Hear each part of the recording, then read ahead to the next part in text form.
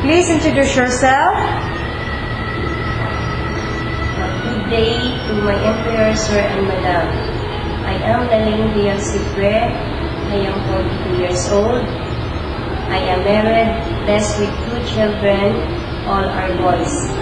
I graduated my 4-year course at University of Southern Mindanao, taking up BS in Agriculture major and Agronomy. My first experience in working abroad in the country of Kuwait, I served one couple with their daughter 26 years old. For how many years?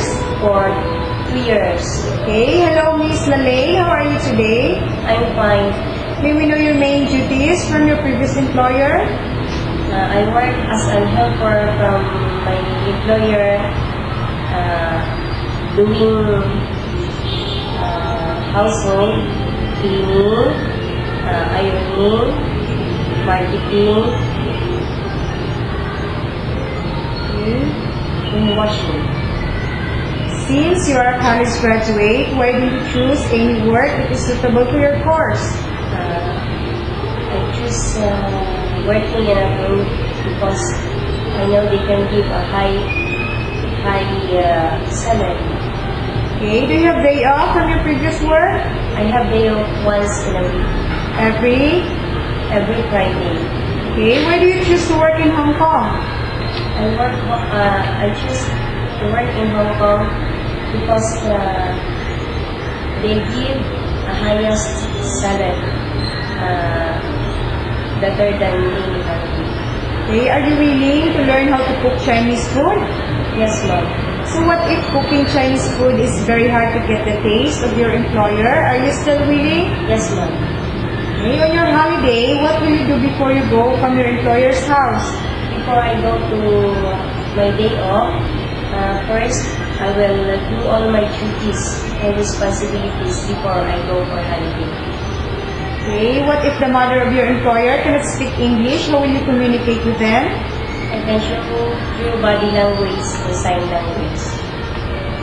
Okay. How will you maintain a safe environment for the children?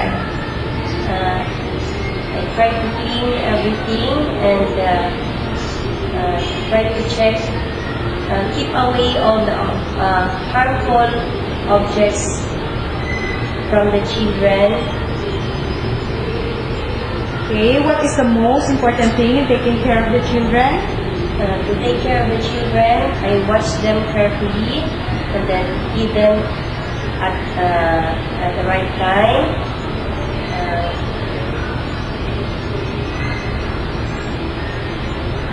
Okay. So do you have any message to your future employer?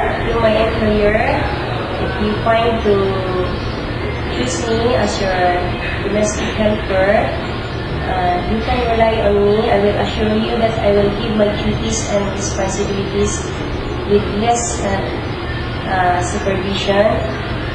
God bless and see you soon. Okay, thank you very much, Miss Lalay, and hope to see you very soon in Hong Kong. So before we end, can you show us your best smile?